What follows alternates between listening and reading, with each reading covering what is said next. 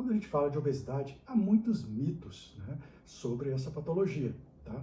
Hoje eu trago um trabalho para vocês, publicados em uma das mais importantes revistas médicas, que é o New England, tá?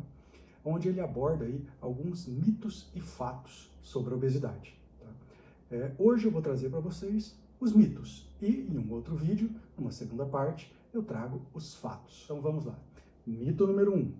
Ele diz o seguinte, que se você tiver pequenas mudanças nos seus hábitos alimentares ou incremento de exercício, no longo prazo você vai ter aí bons ou ótimos resultados com relação à perda de peso, tá?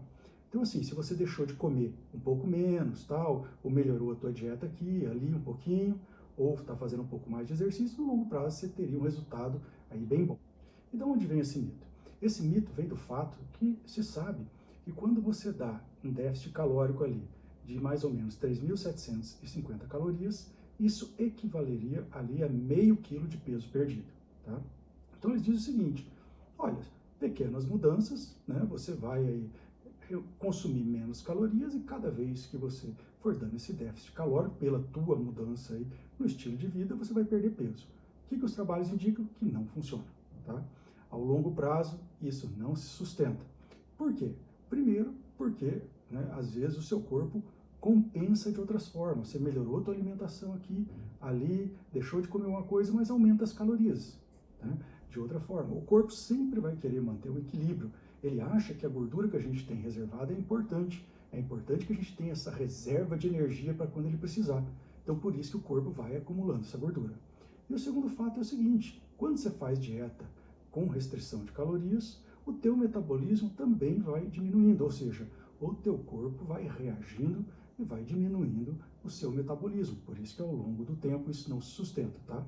E aí entra, né, algumas coisas importantes, como por exemplo, a gente fazer com que o paciente sustente uma dieta com quantidade de calorias adequadas para o emagrecimento dele e ao mesmo tempo a gente estimule ali o corpo dele a ter um metabolismo melhor, beleza? O segundo mito, ele diz que a gente deve estabelecer metas realistas para o paciente, tá? Porque para não frustrar ele, né? Por exemplo, fala assim, olha, você vai perder meio quilo por mês, 1 quilo por mês, tá? E daí ao longo de 12 meses você perde 12 quilos, então vai fazendo tranquilo, tá?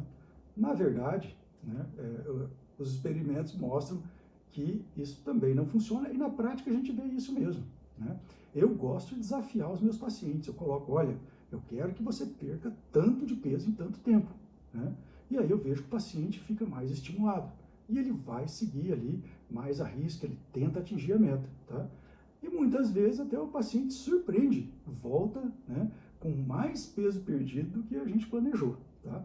Então, mais um mito derrubado aí que a gente tem que colocar metas aí bem baixinhas para o paciente não se frustrar, beleza? O terceiro mito, esse é bem clássico, diz o seguinte, olha, quando você perde peso rapidamente, no futuro é pior, você reganha esse peso mais fácil, tudo mais. Não, isso é mito. O que os estudos mostram?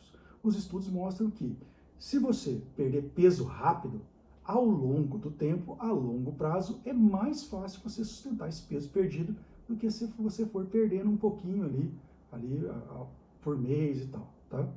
E aí, né, tem explicações para isso. Quando o paciente perde uma grande quantidade de peso, ele fica motivado, ele quer mais, ele quer atingir o objetivo dele, tudo, ele sabe que agora ele pode, ele está vendo os resultados ali, tá? Além do mais, o paciente perdendo peso, perde gordura, ele desinflama, ele passa a dormir melhor, ele passa a ter o intestino ali também funcionando melhor, absorvendo melhor os nutrientes, não absorvendo coisas ruins, melhora o estresse, tudo isso colabora para que ele continue perdendo peso e depois mantenha esse peso perdido a longo prazo. O quarto mito diz o seguinte, olha, você não deve logo ir passando a dieta para o paciente, não, primeiro avalia ele, trata a saúde dele, deixa ele bem, tudo, para depois começar a perder o peso, tá? Na verdade, isso também não tem impacto ali positivo no longo prazo, né? E eu dou exemplo para vocês, né?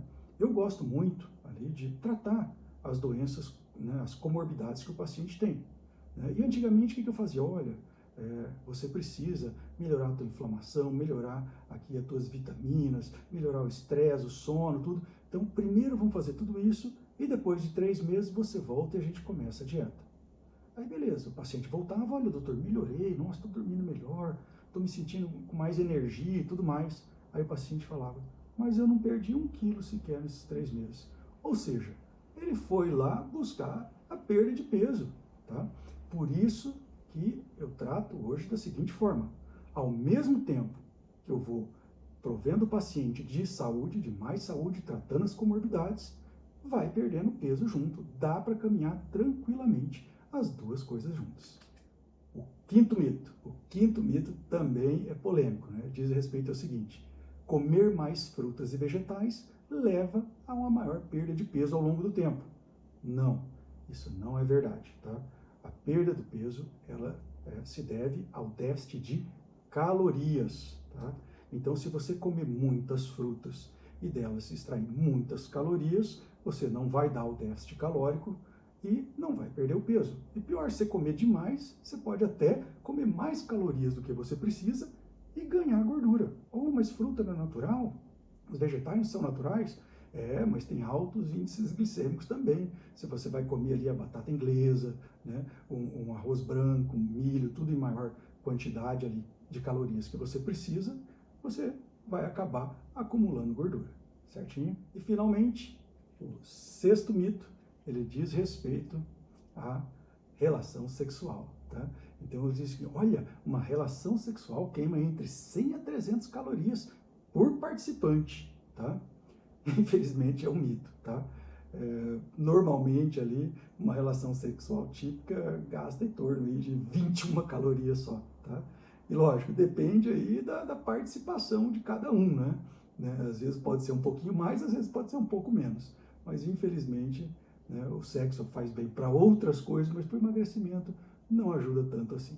Então esses são os mitos aí que a revista New England trouxe para a gente dos trabalhos publicados até aquele momento, beleza?